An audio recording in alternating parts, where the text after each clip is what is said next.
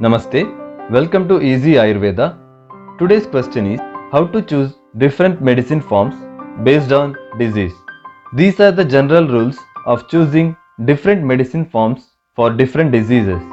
There are 7 body tissues as per Ayurveda, out of which the first 3, that is Rasa, Rakta and Mamsa, are considered superficial tissues, and the remaining 4, that is Meda, Asti, Majja and Shukra, are considered deep tissues.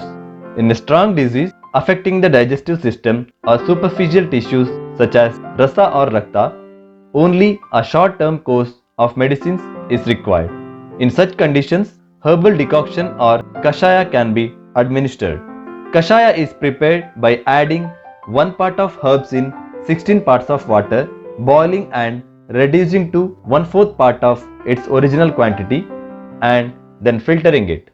For example, in fever of recent origin, Amrutottaram Kashayam is beneficial. In case of a disease with mild or moderate strength but is chronic or occurring repeatedly, a medicine form which is milder than Kashaya is preferred to be administered throughout the day so that the medicine is available at the level of digestive tract and blood circulation. In this case, an herbal drink is chosen. It is called Paniya, prepared by adding 1 part of herb with 64 parts of water, boiled and reduced to half of its total quantity. It is milder and safer for continuous use throughout the day. For example, for treating a mild fever which is chronic, Shadanga Paniya is advised. In conditions where Kashaya is preferred but a longer duration of effect is desired, fermented liquid medicines like Asava or Arista can be used. For example, Ashwagandha Arista for infertility issues. Palatability of a medicine is very important when it comes to treating children.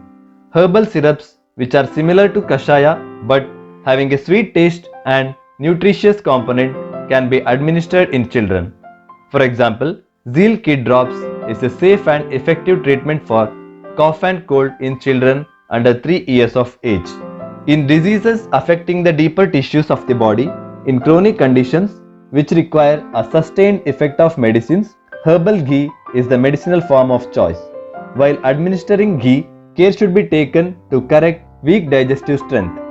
Ghee can also be administered to prepare the body for elimination or detoxification procedures like therapeutic emesis and purgation. For example, Mahatiktaka Grita is advised for chronic skin diseases such as psoriasis.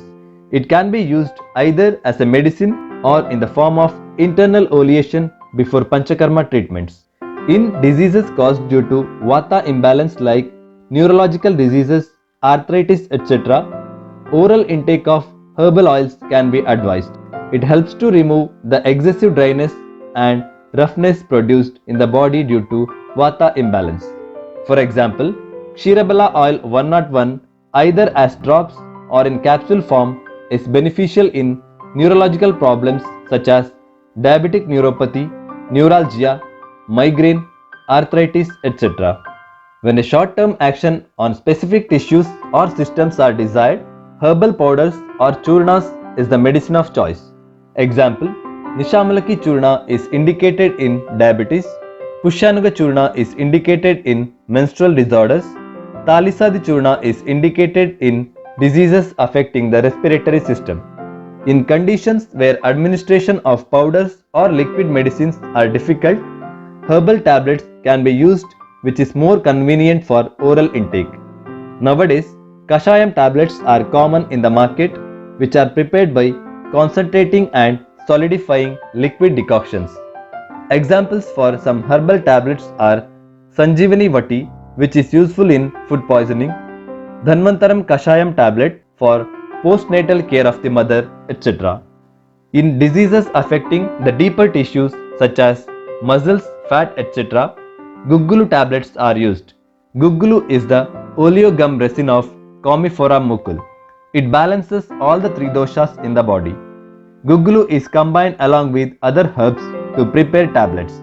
Examples include Medohara Guggulu or Navaka Guggulu for obesity, Triphala Guggulu for hemorrhoids, Kanchanara Guggulu for goiter, etc.